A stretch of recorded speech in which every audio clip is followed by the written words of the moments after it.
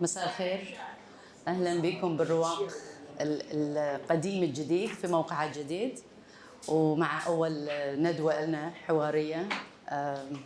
طبعا احنا مستمرين بالتراكم السنوات بالنسبة للرواق وتراكم التجارب، فبالنسبة لنا حبينا نركز عن التعليم بهالمرحلة والتعليم وأطر التعليم المختلفة بالمنطقة وشلون نقدر إنه ننميها محلياً وإقليمياً بنفس الوقت.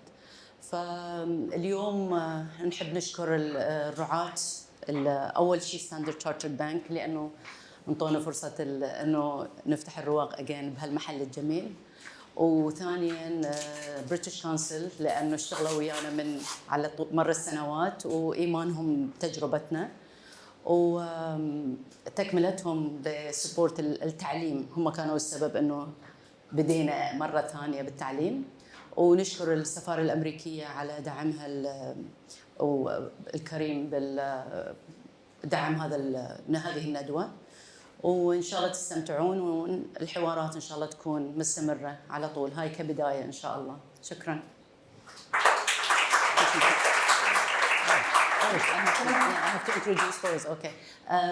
أقدم لكم اليوم السبيكر، المتكلمة الأساسية اليوم هي ضيفتنا من إنجلترا، وهي روز عن طريق البريتش كونسل. طبعا تعرفنا بها وتجربتها مهمة.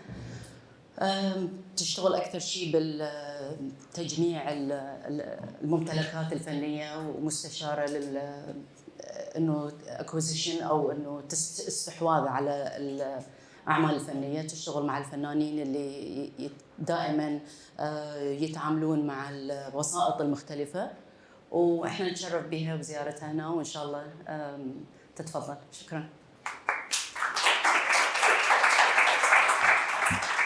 Thank you. Does she need a mic here? Should I just project? I think you need to say this is for the translators. Okay, this is for the translations. Yeah? Is that gonna hold? Yeah. Okay, and this is for the translators. Hi. It feels very strange to be the first person speaking, so kind of just gonna. So I got very kindly invited by William, and also exactly that off the back of some work that I'd done with the British Council. Almost exactly 2 years ago was the last time I was here. And so it's really nice to be back, actually, because it feels like it's been such a strange couple of years that it's quite nice to feel this kind of little V in time closing up. And I was asked by William to do some sort of introduction to the next couple of days. And I know that we're going to talk in quite kind of concrete and practical terms in various different panels today and tomorrow about the different ways of learning and thinking about the value of different models of education. And thinking about learning and collaboration and community. And so I wanted to start, I guess, with maybe a couple of kind of personal reflections on the idea of partly of learning and partly of collaborating and kind of conversation, but specifically partly from my time here, from probably around 2018, 19 and the beginning of 2020. Excuse me. So for those that don't know me, there are some really nice friendly faces in the audience, which is nice to be back and see. But for those who don't know me, I'm a curator based in London. And actually I mostly work in collecting and producing things like performance and digital practice and video art. But I also have a background in what you might call social practice. So working really long-term with artists in different kinds of communities and different kind of public settings. So very little exhibition making, very little stuff with objects, more, I guess, working with people and thinking about those kinds of ideas of interactions and encounters with people and art. So like I say, the last time I was here was almost exactly 2 years ago, and it was the fourth in a series of workshops that I'd done with the British Council, where we were looking at things like art writing, interpretation, critical conversation skills, exploring kind of curatorial and self-organizing models.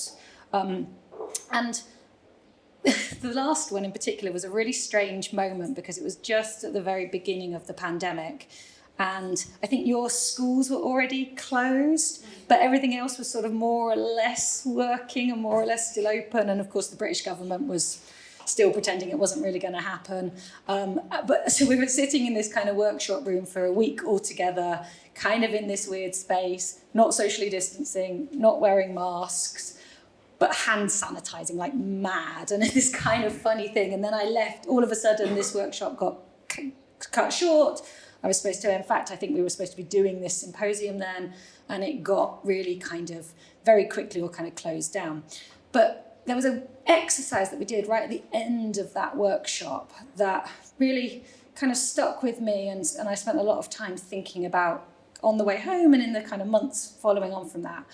And normally, I guess when I'm leading a workshop like that, I don't do the exercises myself because my brain is always like, well, is that person okay? And what's that person doing? And can they do it? And what's happening next? And really, it's very rare for me to think, actually, I'm here to do something that is about a kind of internal piece of work for myself. But on that occasion, the exercise felt to me to be very, well, I just did it. I just wanted to do it. So it was one where you're asked to write your biography from the point of view of 10 years from now.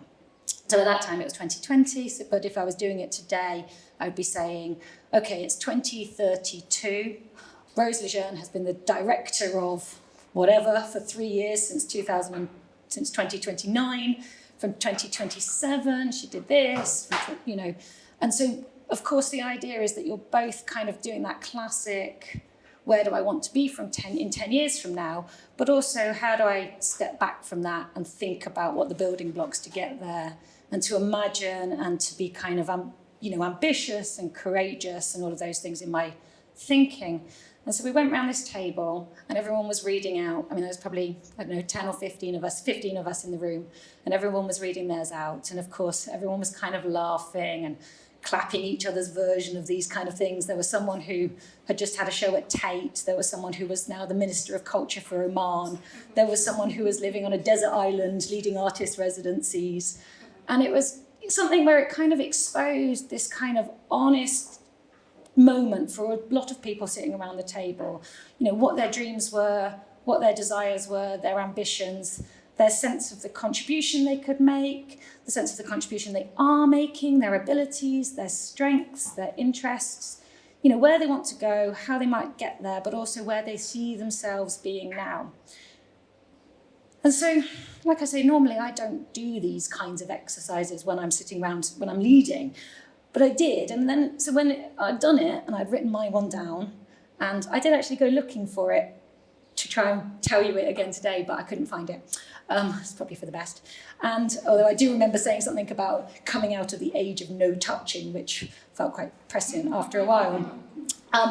But I thought, okay, no, I am going to read this. I'm going to do it. And so it came to my time around the table and I read out my one. And it was just a really lovely moment for me because this group of people that we were all sitting in this room, kind of, you could feel them holding the space for each other's ambitions and holding the space for me, not only as the kind of leader of this, but also as somebody who has my own personal ambitions, my own things that I want to do. And in that sense, it became really clear that the value of all of those workshops and all of those sessions was not just this knowledge that we were kind of sharing about how to do things practically or, what kind of career opportunities are available, but actually more like, or as much about the encouragement of that group to hold one another, hold their work, hold their dreams, and this kind of collective sort of space, that things that had never been spoken out loud, that invitation that is like to think both about your own future and your collective future. So I kind of, in that sense, started to think a lot about what I was learning through that process. And I wanted to just share a couple of other thoughts about things that I had learned from being here. Now, Tamara, who is somewhere here, right at the very beginning of one of the workshops, she said to me almost in passing something that again has stayed with me, which is, what is unsaid is understood. And I thought, oh no, I'm in trouble. I've got no clue what is unsaid in this situation. But it was really kind of blown away. I was really blown away by something, that this idea that a group of people can be having a conversation where there are things that are not being talked about, but yet everybody understands them. And language and culture are always written in these kinds of codes, right? And there are rules that you have to know, and there are things that are between the lines, and there are things that are under the surface, and the things that you only get to see after a long time in a context. But someone like me being here, all I can do is offer this kind of, like, well, these are the codes that I know, these are the rules of the art world that I know, not because they're right or wrong, but because they exist, and I know them, and I can tell you how to play the game, and then perhaps more importantly, once we know the rules, we can transgress them.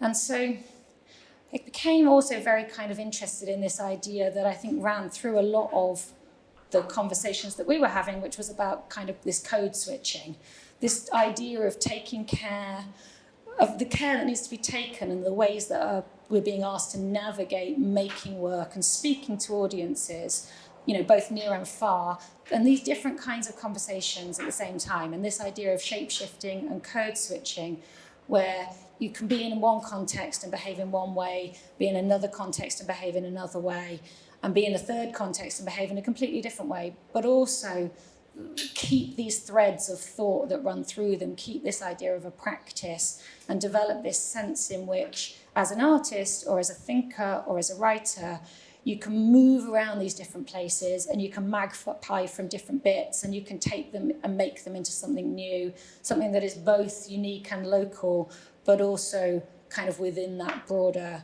kind of global conversation. But also, perhaps kind of paradoxically, to the belief that it's important that the first task of education should also be to kind of ground one's contribution and to have the confidence to make one's own image of self and keep that together and somehow become the best practitioner that we can be. And I think something else that I've kind of learned here in that sense is that there are like a million different ways to be an artist, and they're all unique and valuable and equally kind of potentially interesting. So in London, where I live, pretty much everybody has some way or form gone through a similar kind of an education experience. It's probably been like a liberal arts experience, and then they've gone to the art schools, and then they've gone to the art world. And they have a kind of imbued knowledge of this sort of Western art system, and they participate in the methods and histories of critique, which are not only kind of intimidating, but also actually designed to be intimidating and off-putting and sometimes just kind of downright mean.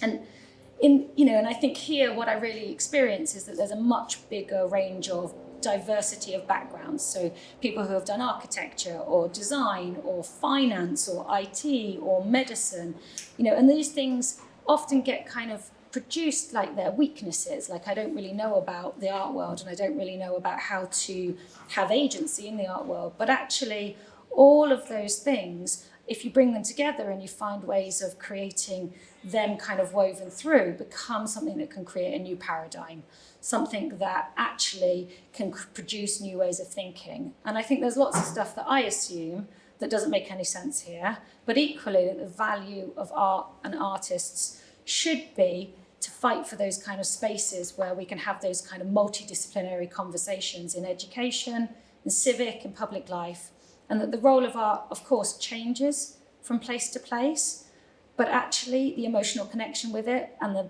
both to making and to viewing it remains the same.